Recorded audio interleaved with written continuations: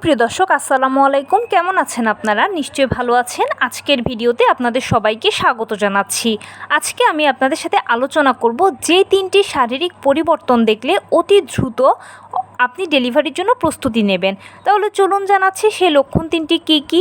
By the way, মূল ভিডিওতে যাওয়ার আগে একটা কথা বলি, আমি আমার চ্যানেলে pregnancy related, specially normal delivery related অনেক ইম্পর্ট্যান্ট তথ্য ভিডিও আকারে শেয়ার করে থাকি। এই তথ্যগুলো আমার পার্সোনাল এক্সপেরিয়েন্স ও আমার ডক্টরের সাজেশন থেকে নেওয়া। তাই আমার চ্যানেলটিকে যদি একবার আপনারা ভিজিট করেন, তাহলে আপনারা আপনাদের প্রশ্নাতীত মনের অনেক প্রশ্নের উত্তর পেয়ে যেতে পারেন। আমন্ত্রণ জানাবো আমার চ্যানেলটিকে একবার ভিজিট করে দেখার জন্য। এবারে চলুন মূল আলোচনায় যাওয়া যাক। আমি শুরুতেই বলেছি আজকে আলোচনা করব যেই 3টি লক্ষণ দেখলে অতি দ্রুত আপনি ডেলিভারির জন্য প্রস্তুতি নেবেন। চলুন বলি সেই লক্ষণগুলো কী কী। দেখুন, আমরা সবাই জানি যে নর্মাল ডেলিভারিটা সিজারের তুলনায় ভালো, কারণ সিজার হচ্ছে একটা ছোটোখাটো অপারেশনের আগে পরে বিভিন্ন ধরনের ঝুঁকি, সাইড ইফেক্টস থাকে। নর্মাল ডেলিভারি বা নর্মাল ডেলিভারি পেশেন্ট এর সব কিছু থেকে সেফ ও সিকিওর। সেই জন্য আমরা সবাই জেনে বুঝে নর্মাল ডেলিভারিকে পছন্দ করি। এখন সিজারটা হচ্ছে পূর্ব পরিকল্পিত, যেখানে ডাক্তার আপনাকে আগেই বলে দেবে যে অমুক দিনের অমুক তারিখে সিজার হবে, সে মতে গিয়ে আপনি সিজারটা করিয়ে ফেলতে পারবেন এবং একটা হসপিটালের প্যাকেজ অনুযায়ী আপনি থেকে তারপরে বাসায় চলে আসতে পারবেন বাচ্চাকে নিয়ে। কিন্তু নর্মাল ডেলিভারি হলো প্রাকৃতিক পদ্ধতি। এখানে প্রথম থেকে শেষ পর্যন্ত প্রতিটি ধাপই প্রাকৃতিকভাবে শুরু হয়ে প্রাকৃতিকভাবেই শেষ হবে। জোর করে ডাক্তার দিয়ে টানা হ্যাচড়া করে কোনো মতেই কিন্তু কিছু সম্ভব নয়। যেহেতু পদ্ধতিটা প্রাকৃতিক, তাই ধরেই কিন্তু আপনার কখনোই ডেলিভারি প্রক্রিয়া শুরু হয়ে যাবে না। এর আগে বডি আপনাকে কিছু সাইন দেখাবে। এই শারীরিক পরিবর্তনগুলো যদি আপনি ধরতে পারেন বা বুঝতে পারেন, তাহলে আপনি নিজেই প্রস্তুতি নিতে পারবেন যে আপনার ডেলিভারি কবে হবে, কতদিন সময় লাগবে ইত্যাদি বিভিন্ন বিষয়ে। এবারে আমি এমন 3টি লক্ষণের কথা বলবো, যে লক্ষণগুলো আপনারা যখনই নিজের মধ্যে দেখতে পাবেন, তখনই অতি দ্রুত ডেলিভারির জন্য প্রস্তুতি নিয়ে নেবেন। সেই লক্ষণগুলোর মধ্যে প্রথমেই হচ্ছে ঘন ঘন পেট শক্ত হওয়া। নবম মাস বা 36 সপ্তাহের পর থেকে যখন দেখবেন যে আস্তে আস্তে করে আপনার পেট শক্ত হচ্ছে, ছেড়ে দিচ্ছে, খেয়াল করবেন পেট নিজে নিজে শক্ত হচ্ছে, কয়েক সেকেন্ড থাকছে আবার ছেড়ে দিচ্ছে। 24 ঘন্টার মধ্যে যদি এরকম 2বার 3বার হয়, তাহলে এটা স্বাভাবিক। কিন্তু যদি এটা 12 বার, 14 বার, 15 বার, 20 বার হয়, তাহলে এইটা হচ্ছে অস্বাভাবিক। তখন অতি দ্রুত আপনাকে ডাক্তারের সাথে যোগাযোগ করতে হবে। দ্বিতীয় যে শারীরিক পরিবর্তনের কথা আমি বলবো, সেটা হচ্ছে ঘন ঘন ফলস পেইন হওয়া। ডেলিভারির পূর্বে ঘন ঘন ফলস পেইন হয়। ফলস পেইনটা কোমরের দিক থেকে শুরু হয়ে তলপেটের কাছে এসে পায়ের নিচ দিয়ে চলে যাবে। খুবই অল্প সময়ের জন্য এটা থাকে। প্রথমবার যদি মা হয়ে থাকেন, তাহলে বুঝতে পারবেন না, কনফিউজড হয়ে যাবেন। মনে হবে যে আমার তো নর্মালি কোমরে তলপেটে ব্যথা, পায়ে ব্যথা তো আছে, এটা হয়তো সেরকমটাই হচ্ছে। কিন্তু একটু খেয়াল করলে দেখবেন যে ঘন ঘন আপনার এই ব্যথাটা হবে। আর যখন এটা ঘন ঘন হবে, তখন ধরে নেবেন সেটা ফলস পেইন হচ্ছে। আর ফলস পেইন যখনই বেশি বেশি হবে, তখন বুঝবেন যে আর অল্প কিছুদিনের ভেতরে ডেলিভারি হয়ে যাবে আপনার। সর্বশেষ যে লক্ষণটা আমি বলবো, সেটা হচ্ছে প্রস্রাবের বেশি বেশি চাপ অনুভব করা। আপনি খেয়াল করলে দেখবেন যে বেশি বেশি করে আগের তুলনায় প্রস্রাবের চাপ অনুভব করছেন। হয়তো বাথরুমে যাচ্ছেন, 2-1 ফোঁটা প্রস্রাব হচ্ছে, নয়তো বা হচ্ছেও না, কিন্তু র্যান্ডম একটা চাপ আপনি ফিল করছেনই। এরকমটা যদি দেখেন, তাহলে ধরে নেবেন যে আপনার বাচ্চা এখন নর্মাল ডেলিভারির জন্য যে সেফালিক পজিশন, সেই সেফালিক পজিশনে চলে গেছে।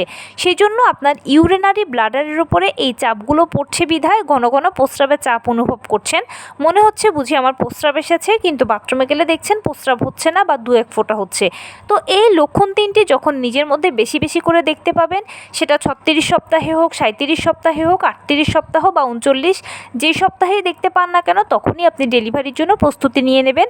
মানে আপনি আপনার নিকটস্থ ডাক্তারের সাথে যোগাযোগ করবেন। যে হসপিটালে আপনি ডেলিভারি করাতে চাচ্ছেন, সেই হসপিটালে যোগাযোগ করবেন। হসপিটাল ব্যাগটাকে গুছিয়ে রাখবেন।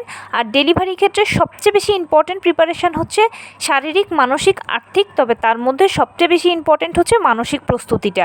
আপনি মানসিকভাবে যত বেশি শক্তপোক্ত থাকতে পারবেন, তত বেশিই কিন্তু আপনার ডেলিভারি প্রক্রিয়াটা সহজ হবে বা নর্মাল ডেলিভারির চান্সটা অনেক বেড়ে যাবে। কারণ আমি শুরুতেই বলে এসেছি যে নর্মাল ডেলিভারি একটা প্রাকৃতিক পদ্ধতি। সেই জন্য প্রাকৃতিক সব কিছুই ভালো, কিন্তু একটু সময় সাপেক্ষ। নর্মাল ডেলিভারিতে যদি কষ্ট বলতে প্রকৃতপক্ষে কিছু বোঝায়, হয় তাহলে কবে ডেলিভারি প্রক্রিয়া শুরু হবে, কবে ডেলিভারি প্রক্রিয়া শুরু হবে, এই যে অপেক্ষাটা, এই অপেক্ষাটাই বেসিক্যালি এখানে কষ্ট। একটু কষ্ট করে ধৈর্য ধরে আপনি যদি অপেক্ষাটা করতে পারেন তাহলে দেখবেন যে একটা পর্যায়ে এই লক্ষণগুলো দেখতে দেখতেই এর মাঝখানে একটা সময় আপনার ডেলিভারি প্রক্রিয়া শুরু হয়ে গেছে।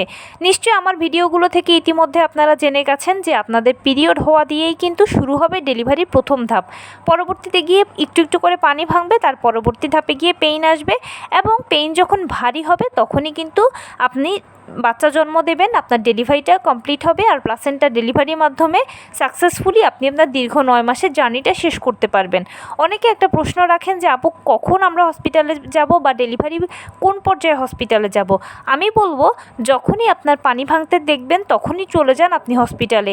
এতে কি হবে, প্রথম থেকে শেষ পর্যন্ত প্রতিটি ধাপ বা প্রতিটি ক্ষেত্রেই আপনি ডাক্তারদের অবজারভেশনে থাকতে পারবেন এবং ভালো মন্দ সব কিছু ডাক্তাররা হ্যান্ডেল করবে। অযথা বাসায় বসে থেকে আপনাকে আর কোনো টেনশন করতে হবে না। এবারে আরেকটা প্রশ্নের উত্তর দিই।